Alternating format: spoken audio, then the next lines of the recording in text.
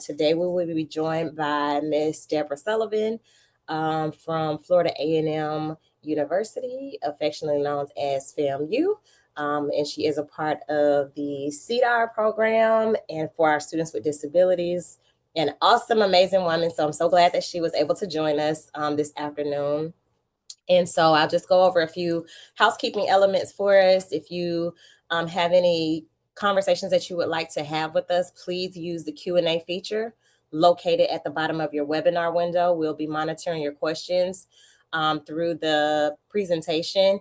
And we're having a little bit of technical difficulty. So Ms. Sullivan is kind of going to have to kind of shift her focus on how she's going to present to you all. So please be patient with her. If there is any need for any personal conversations that you need to have with me, please feel free to email me at parentacademy@gm.sbac.edu, and I will get to those questions. Again, that is parentacademy@gm.sbac.edu, and I will get to those questions. Please note that all of our Parent Academy webinars are closed captioned and recorded. And post it to our website for a re-review or for anyone that couldn't join us today.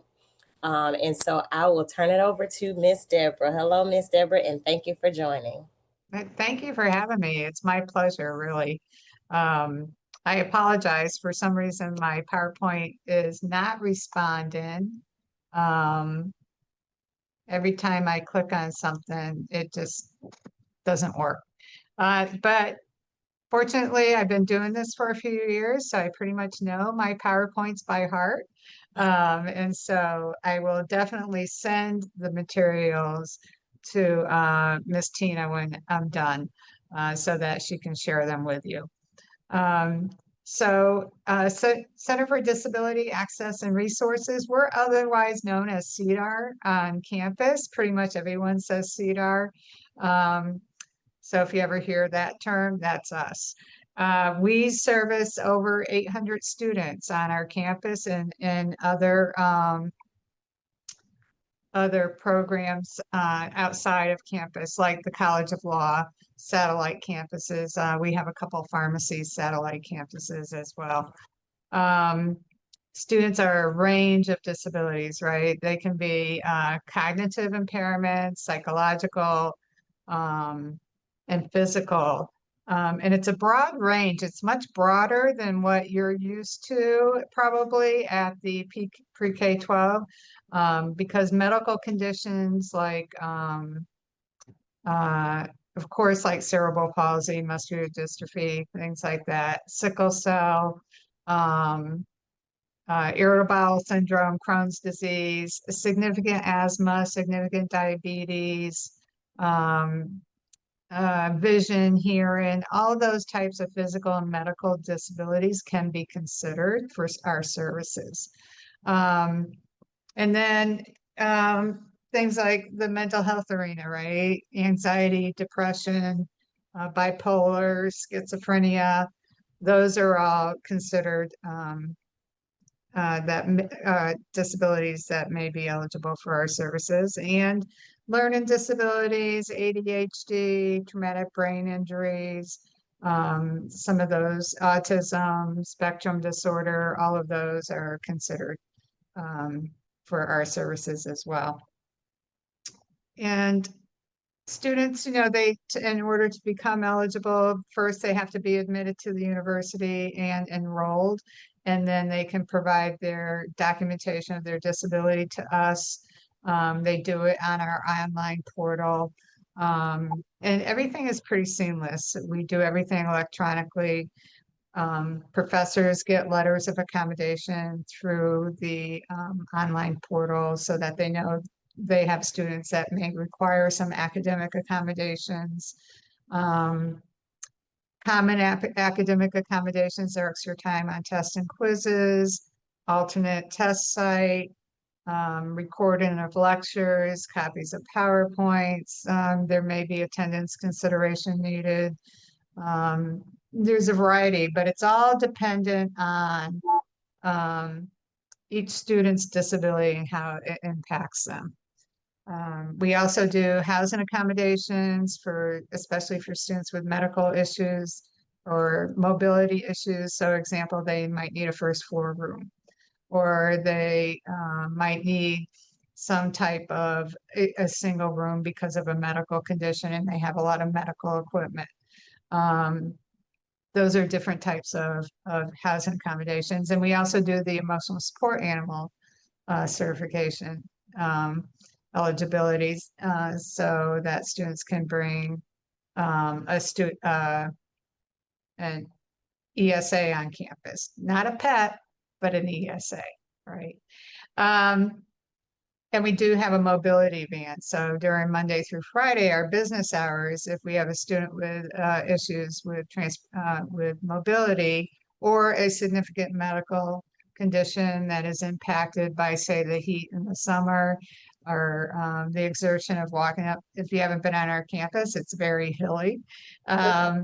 So we have mobility van transportation for students that qualify for that during the week. So that's kind of a broad overview of our services for any student that gets admitted to the university that would qualify as a person with a disability. What I really want to focus on is also what's called our College Study Skills Institute, CSSI. CSSI is a kind of an alternate pathway to admissions for students with disabilities. What it is it's my summer program. I take 30 to 35 students that may not qualify through regular admissions with the test scores or the GPAs. And I think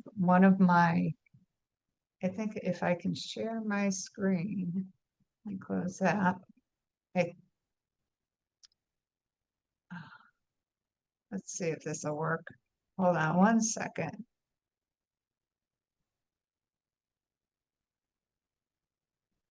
Screen one, share. Are you seeing a PowerPoint right now? Yes. Okay. So I might not be, okay, it's still, it's not letting me move it anywhere. No, it's not going to respond. I'm going to stop the share again. Sorry. Now you can see what I'm going through though. The College Study Skills Institute is for students with a disability that do not meet the regular admissions criteria. So they may not have the GPA needed to get into the university, or they may not have the test scores, the SAT or ACT test scores that they need to get into the university. So what we will do is consider them for our program in the summer, CSSI. They'll have to come and live on campus and start taking classes. They take 3 courses. There is a cost. It costs between $6,000 and $8,000 for in-state students, for tuition, room and board, meal plan, etc. They take 3 courses and it'll depend on their test scores and their PERT scores, which is a placement test that students that might have to take if they don't meet the regular admissions criteria for the test scores and read and math and writing. They might have to start with developmental courses before they can take a college level algebra or English course. So they can earn anywhere from 2 to 8 credits, depending on what courses they have to start with. They also have to participate in mandated activities. We do social activities, study hours, meeting with academic coaches. And then they also have to abide by the student code of conduct. And if they're successful, which means they passed all their classes with a C or better and has a 2.0 GPA or better, participated in all the activities and abided by the student code of conduct, then we recommend matriculation in the fall. So it's a pathway to admissions. But they come first to show that they're capable and ready to be successful at the college level. So if parents or students are interested in that program, the process for that is you do the regular admissions process. You do the regular application, you have your transcript sent to the university, you have test scores sent to admissions. And I always recommend send all test scores because we can look at the best score from each attempt that the student took the test. So maybe on the ACT, it's broken down into 3 areas: math, reading, and English. And what we'll look at is, oh, on this attempt back, last year, they got a 22 on math, let's say, um, which is great, but their English was low. It doesn't meet, or their reading in English is low. Um, so they take it again, and then maybe the reading improves on the second attempt. So we use that reading score. We're going to keep the math score and use the reading score from the second attempt, et cetera, to consider them for the program. So send all the test scores. Sometimes, students and families are concerned about sending test scores that might be low, but I always recommend send them all so we can see the best the best score from each attempt. And then you would email me after you submit the application, you would email me directly and request that I pull the application for consideration for the CSSI program. And at that time, just to me, you're going to email the documentation of their disability. Documentation has to come from a qualified professional. So it's not the IEP or the 504 plan. Rather, it's the diagnosis that was provided in order to get that IEP or 504 plan. So if it was ADHD, it's probably your doctor that would provide that diagnosis.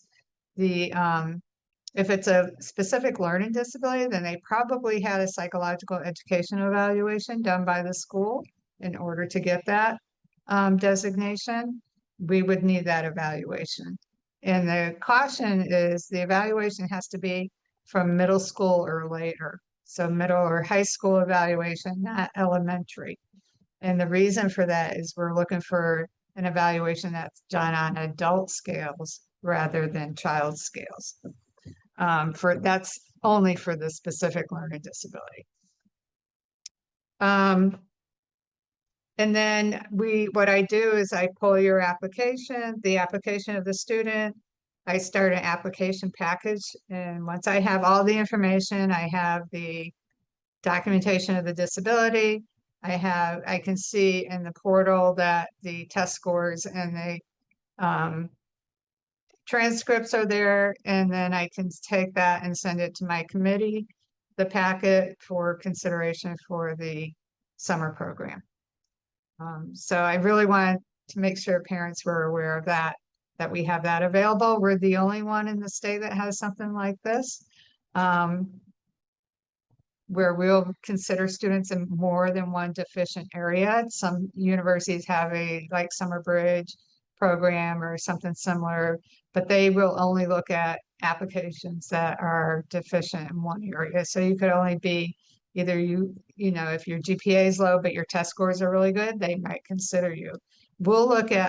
You could be low in all three and we'll still review your application.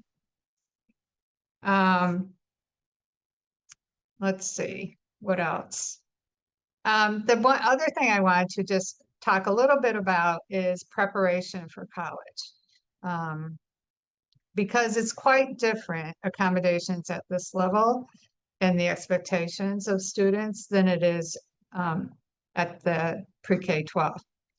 Pre-K 12 falls under a specific law to pre-K 12 as IDEA. And if you have a student with a disability, you've all heard of IDEA. That's what covers IEPs. Section 504 covers the 504 plans, and ADA kind of covers everyone for discrimination. It's really a discrimination law. But at the university, we only follow ADA and 504. Their IDA disappears. There's no more IEPs, no 504 plans. There's no annual meetings. There's no goals and objectives. There's no um,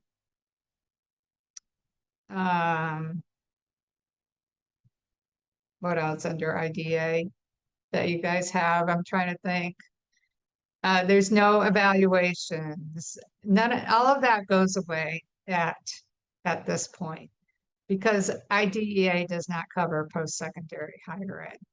We only follow ADA and 504.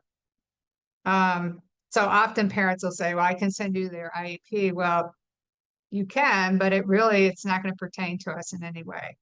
Um, accommodations look different, right? There's an expectation of a certain level of independence when you come to higher ed, and that you're otherwise qualified to be successful with reasonable accommodations. Like I said, typical accommodations would be extra time on tests and quizzes. It could be time and a half or double time. An alternate test site, that's minimal distraction. Can't say anything's distraction free, but we try to reduce the distraction for the student if they need that. Um, but there's some accommodations that you may have gotten in high school that would not be considered reasonable maybe at the higher ed level. So, and I can give you a couple examples. I've seen students that have gotten an accommodation that was like they can keep retesting, taking a test multiple times until they pass. That would not happen at the university level. You don't get multiple attempts at tests or quizzes. The expectation is that you've done the work necessary and you should be, able to pass the tests and quizzes, but there's no multiple attempts. Um, uh, extra time on all homework assignments, like a blanket extra time on homework assignments, wouldn't be considered reasonable at this level. Students have significant notification, often from the first day of class, that on the syllabus, they'll have the due dates, the assignments and the due dates for the whole semester. So extra time on all assignments may not be reasonable. We may, look at the syllabus, or we may talk to the professor, and there may be like an assignment that's only 2 days is due. And so maybe they do need extra time for a particular assignment. We handle that on a case-by-case basis. A lot of the work at the university level builds on information and what occurs in the classroom and assignments. And generally speaking, students are given significant amount of time to start working on assignments and complete them. If it's a time management issue or an organization, those executive functions that are barriers for the students with completing assignments in time, we have academic coaches available to any student on campus that students can meet with. They can help them prioritize, organize, study skills, all of those things. And they're available for free to every student on campus. So we recommend that they utilize those services. So there's a difference in the accommodations that the student might have had in high school. It might look differently at the post-secondary level. Schedules are different, and students, they're not busy from 8 o'clock in the morning till 3 or 4 in the afternoon at school, right? The schedules look different at the university level. They might have 2 classes on Monday, Wednesday, and Friday, and 2 on Tuesday and Thursday, which take up about 2 hours of the day or 3 hours. And then they have the rest of that time free. What are they going to do with that time?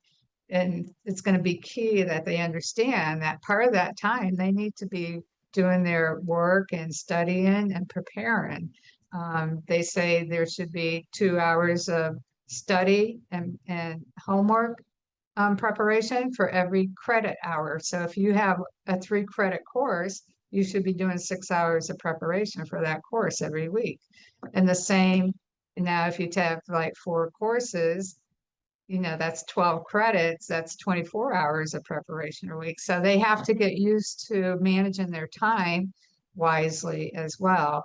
Um, uh, and that's a big change for some students. Um, they're going to have a variety of professors, right? Different classes, different professors, all with different expectations, all with different teaching methods. Um, most professors, I'm not going to say all, but most professors did not go to school to learn to be a teacher. They're experts in their content area, right? And so they're going to have to get used to different teaching styles, um, and developing strategies for them to be successful. Again, a good time to use an academic coach if they're struggling with that. And like I said, they need to be independent. We don't have teacher assistants that go into the classes. There's no, I have a staff of 5 students for 5 full-time people for 800 students. We are not calling them every day and checking up on them and saying, hey, make sure you're paying attention in class. Um, there's just not that capability, and it's not available really at any university. We're all similar in our services. So they really have to be capable of going into the classroom and being able to, um, you know, if they can record, if they have a hard time staying focused and things like that. But they have to be able to go to the class and take some notes and do some of the things that are required of going to class every day by themselves. Um, what else is different? I'm trying to think. Miss Tina, there's things that are different. What else have you experienced as Um, a parent?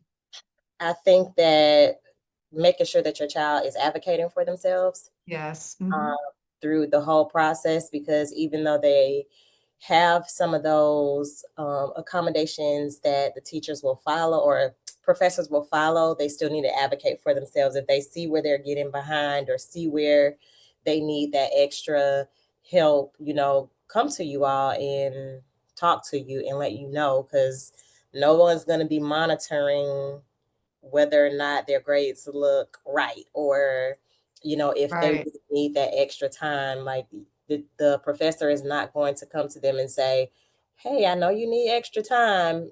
This is from my experience. You need to be able, like, your student has to be able to speak up and let that professor know.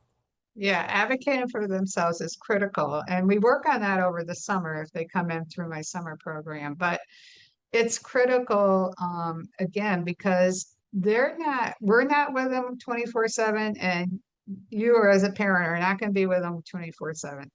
So they're going to have to advocate for themselves, and they have to make good decisions. I do talk to parents about that when they come in through my College Study Skills Institute, because there's a lot of distractions on campus.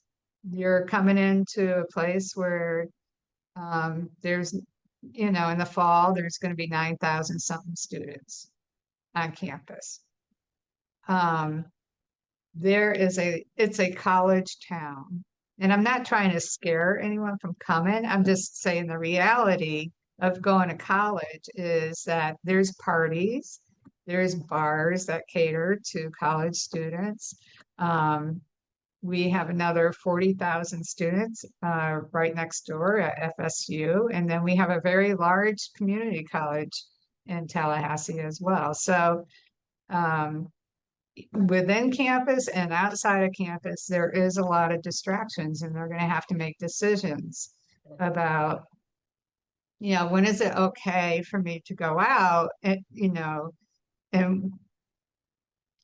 making sure that I meet my academic requirements before I do any partying or going out or joining clubs and organizations. There's just a variety of things that is going to distract them. So that's at any university. I don't care where you go, there's going to be distractions, and that sudden freedom that they have, sometimes they don't make good choices in the beginning.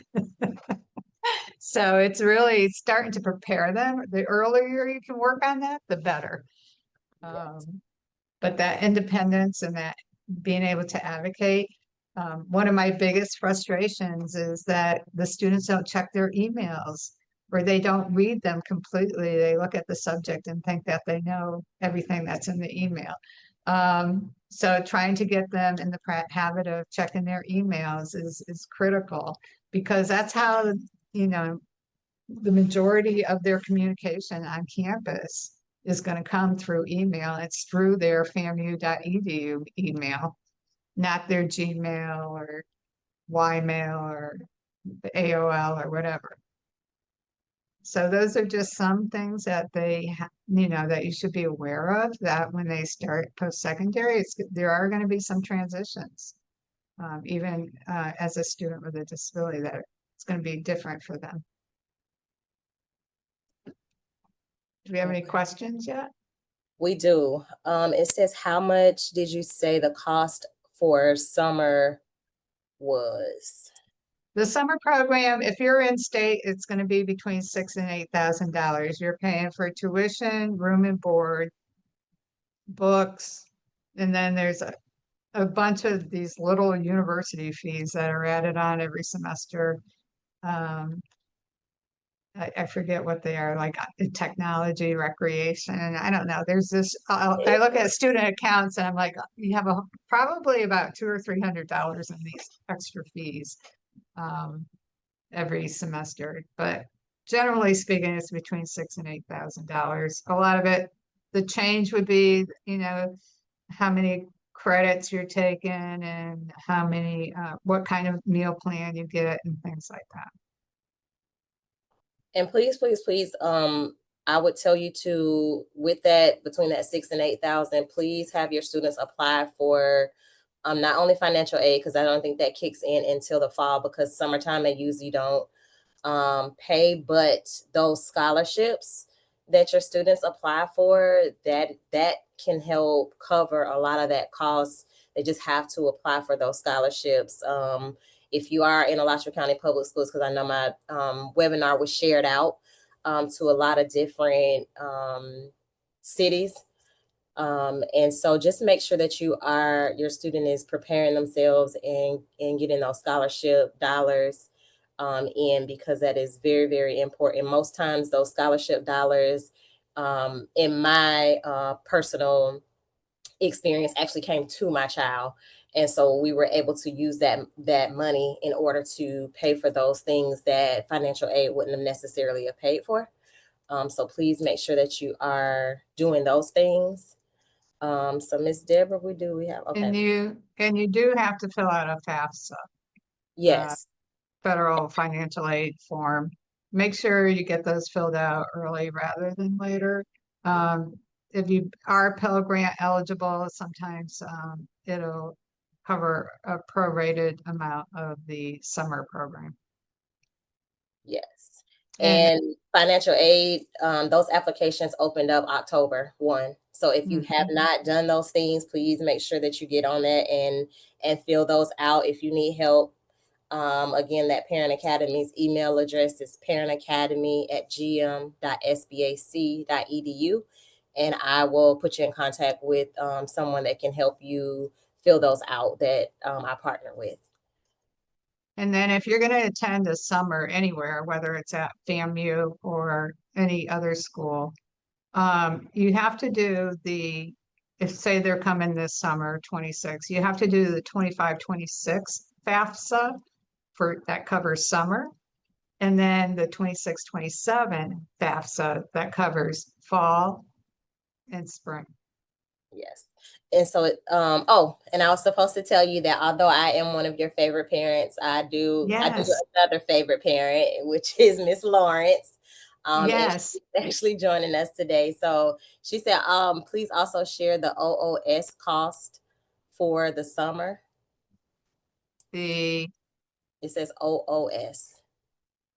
OOS, out of state. Is that what she's saying? Out of state? Yeah, so out of state for the summer can be 11,000 to 14.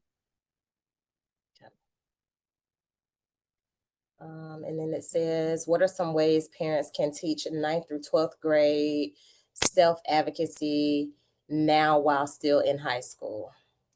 Yeah, one of the biggest things, they should be at their IEP meetings or ESE. I don't know what you call them in Florida, but they should be at those meetings. And speaking, participating, actively participating. So that's one recommendation I would make. I would also let them, let them advocate first before you step in, right? So if it's with a teacher, if they're having an issue with a teacher, let them try and advocate first, and you can coach them. I'm not saying, completely hands off, but try to let them try and handle it first before you make the phone call or, the email. Um, and that will help them when they come to the university because the professor wants to hear from them, not from the parent. As a matter of fact, if you're not on their FERPA, it's a permission form, the professors don't even have to respond to you if you email them. And even with the FERPA form, they can answer general questions, but they don't have to go into great detail if they choose not to. So it's different because most of the students, once they turn 18, they're considered adults legally at the university level.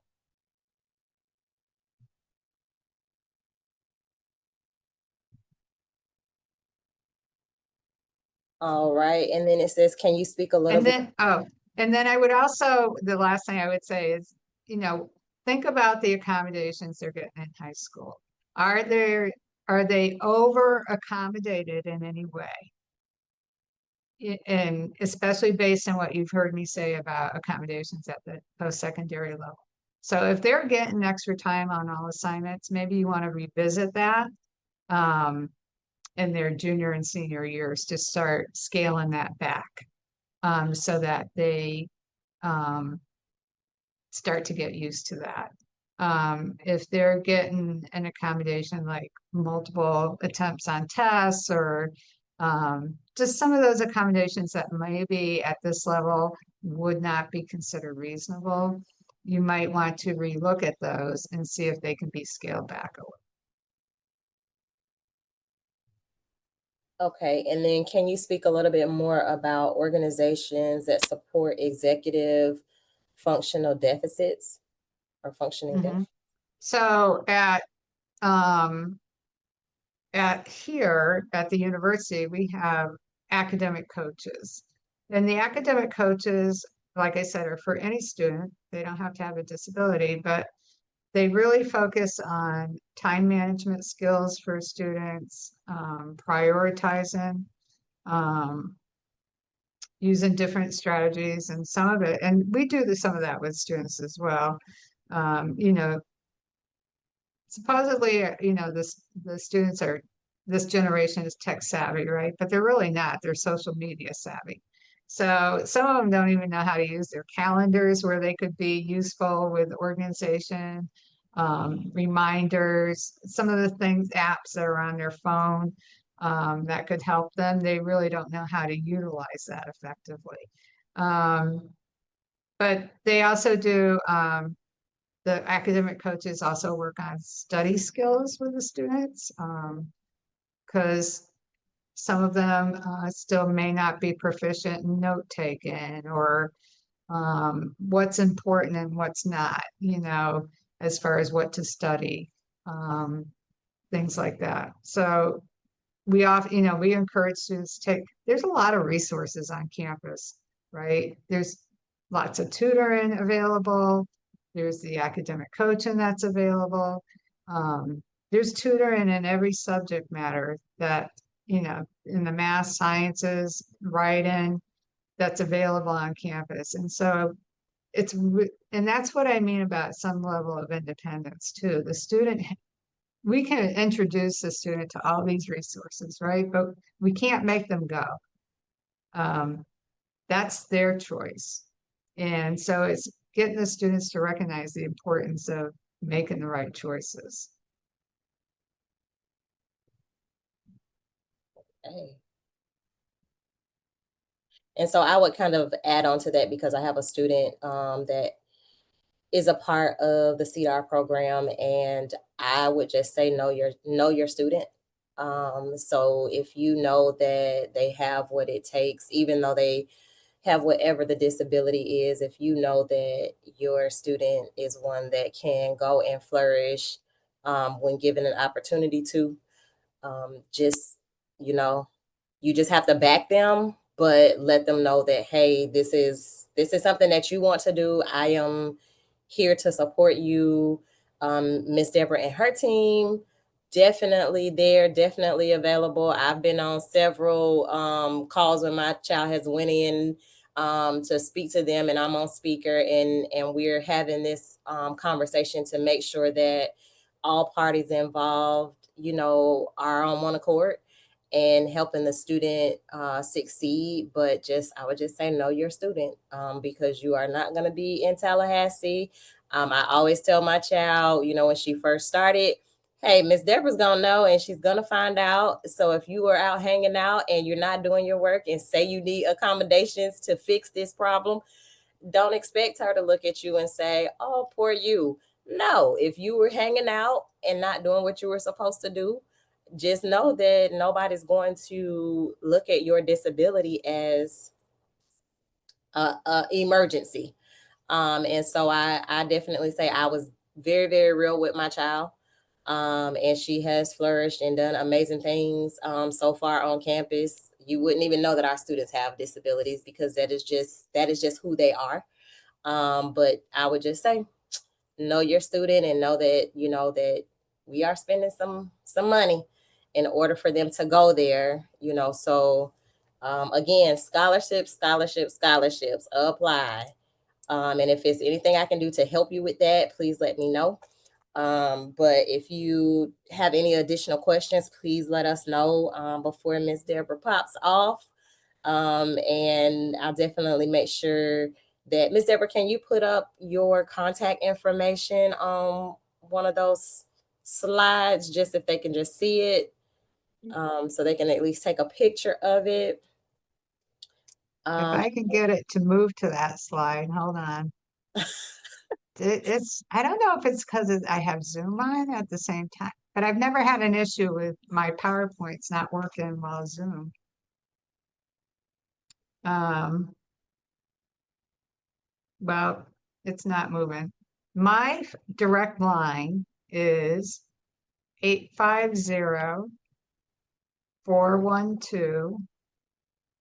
850-412-5919. 850-412. Oh, actually, why don't I put it in the chat? I don't know if they can access the chat the way that my IT Oh, has can done. they access the questions? I don't think so. That's why we read Oh, them. okay.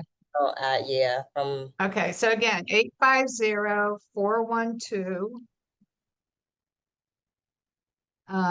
Wait a minute. Let's see if 5919, but I might be able to show you right here. okay. Hold on. Disregard the number I have on the screen. Can you see it? Yes. That's my main office number, which you can call and just ask for me. And that's my email.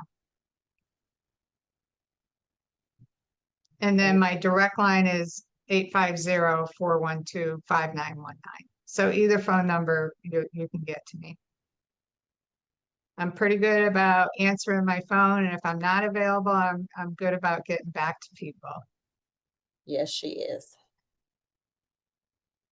And then what are some mental health, social, emotional supports the university has for students who may have anxiety, etc. Yeah, so we have free counseling services available for students. So they can be in person. We have a counseling office, and then we also have a Better Minds online access. So the students have options.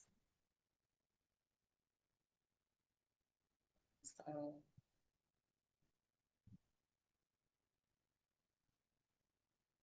Yeah, I always remind people, you can see the slide, that it is a probationary program. My return number of percentage for students actually matriculating is like 99%. I will say I have occasionally had to not recommend a student to come back. And the reason is either they just did absolutely nothing and failed all their classes and didn't respond to any of our they just came and did nothing basically. Or they um, did something that violated the student code of conduct. But our track record is pretty good as far as students matriculating in the fall. and I can also say, as far as the program goes, there's no separation. So a student that is coming in through CSSI and working with CEDAR versus coming in through the normal process, there is no, oh, you're a part of CEDAR, and there's no separation, so you wouldn't even know. Professors are emailed a letter, and once the student is eligible for accommodations, they get a letter. It says that the student qualifies as a person with a disability. Here are their accommodations. But we don't share any of the specifics, so the professor doesn't know what type, of disability they have. And we don't share that information with anyone on campus. The student can share it with anyone on campus, the specifics about their disability, but we won't share that unless there was an emergency situation or something like that. Okay, and then college transitions can be overwhelming for all students. What are some ways CEDAR helps its students get better acclimated, especially socially? Well, through our summer program, we do part of the mandated activities or social activities. So they get to develop a bond with some of the students that they come in with. Many of them stay friends throughout their college career once they come through the summer program. Um, but then there's other summer students, they get to meet them in classes and things like that. And there's other activities on campus they can participate in. If they come in through regular admissions, our office is very student friendly. Um, they can come here to study. I have study carrels. We have a computer lab. We have a student lounge for students. So students are in our office Monday through Friday, 8 to 5, doing whatever they need to do or meeting with us or etc. But sometimes we recognize some students that might isolate. So we really try to reach out and make sure those students are um, uh, participating more. Not that we're encouraging them to go out to bars or parties, but participate more in doing things with other people on campus in different venues. And then housing is not an issue once they get ready to go for the summer, because that is set aside for them. You talk a little bit about that, Ms. Deborah.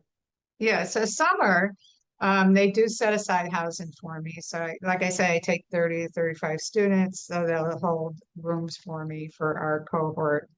And then, but fall, they do try to prioritize freshmen getting on campus. I make sure my summer students know when the fall housing application opens up, because you have to get on it right away.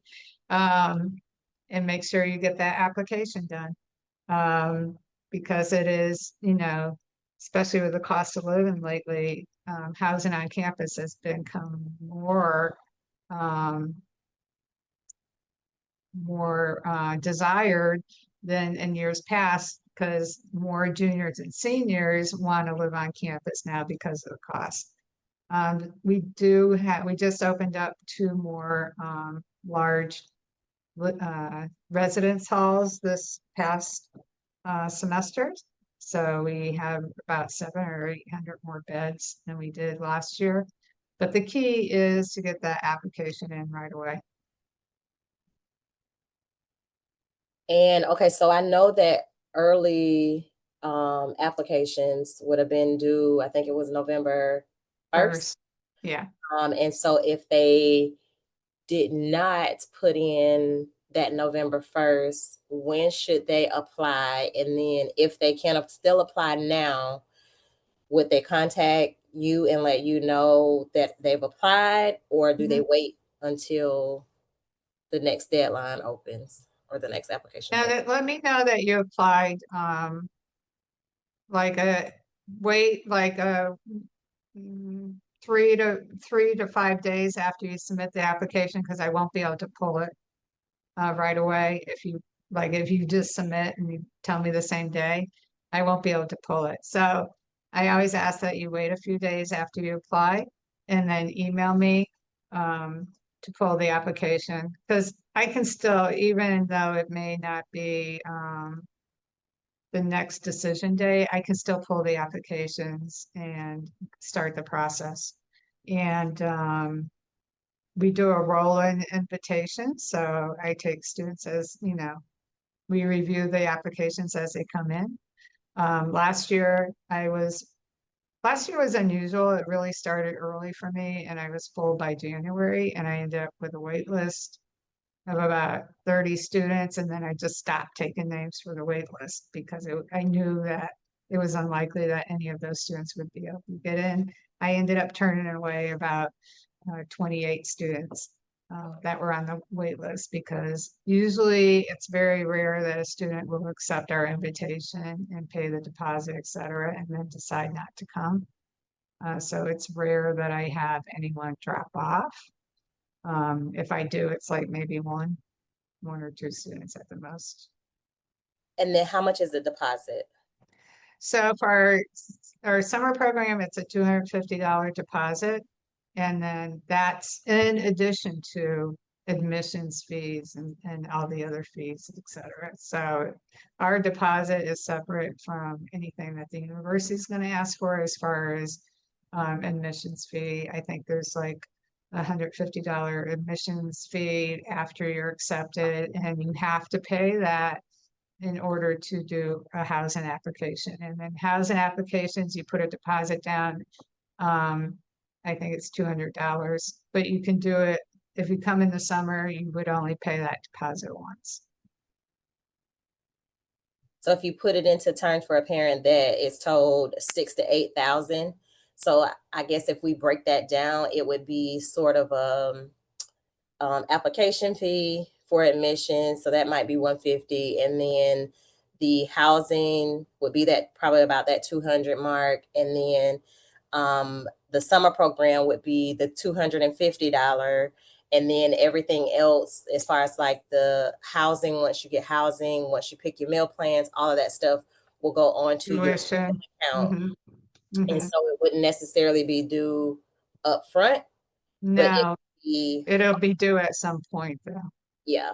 And then The 250 for us, the 150 for admissions, and the 200 for housing are the more upfront costs.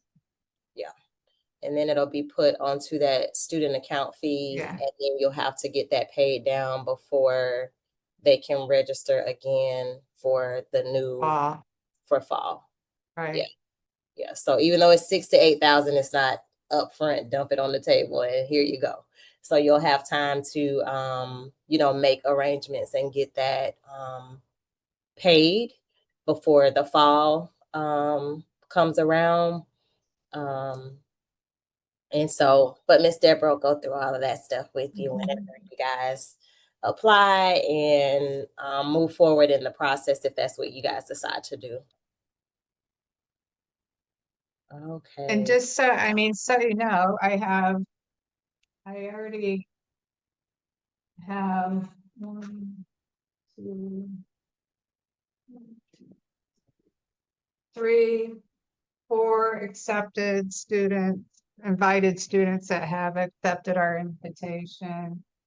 And I have one invite out there. So five, six, seven. I have two more that I'm waiting the materials on. And I talked to four different families this morning. So I'm probably close to 10 or more that are already in the pipeline.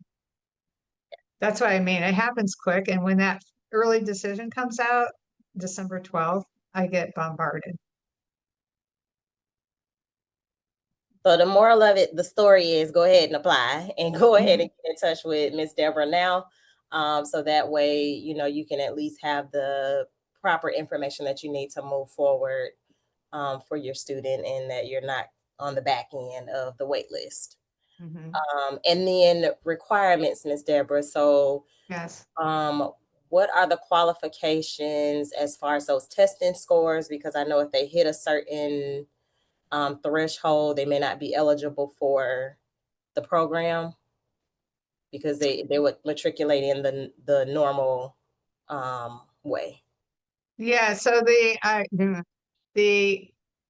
oh gosh, I think the SAT, like regular admissions criteria for fall, is a 3.3 GPA. SAT is about 1200, and the ACT, I think, is um, got I don't know what the overall score is, but it's in the 20s. Um, like um, I know that, oh, here I have this. For the um, admissions for the SAT, the math has to be a 550 and the read and writing has to be a 530. That's the regular admissions criteria. For the ACT, the math would have to be a 22, I think, the reading a 21, and the English a 19, I think, Okay. but it's somewhere around there. Okay. It's on the website. If you go to the admissions website, um, the criteria for every semester is up there, the Okay. admissions criteria. Okay. And then you can also, if you want to learn more about other aspects of what we do, you can go to famu.edu/CEDAR, CEDAR. I don't know if it's a backslash or a forward slash. It's a slash. Try both ways, you'll get it. It's CEDAR, CEDAR.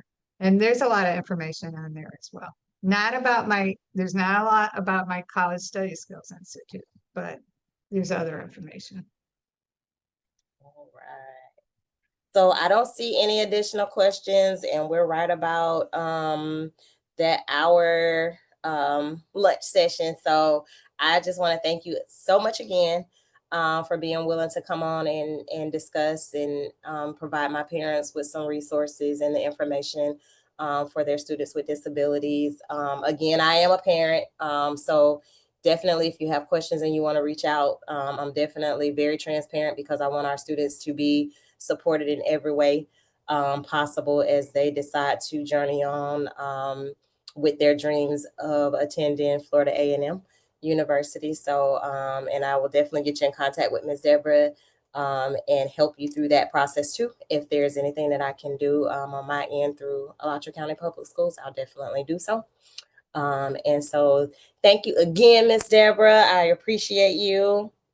Oh, no, thank you really for the opportunity. I'm always thrilled when I get invited to speak with parents and students at public schools because a lot of people don't know about, what happens at the university level. And so what that looks like and especially about my summer program.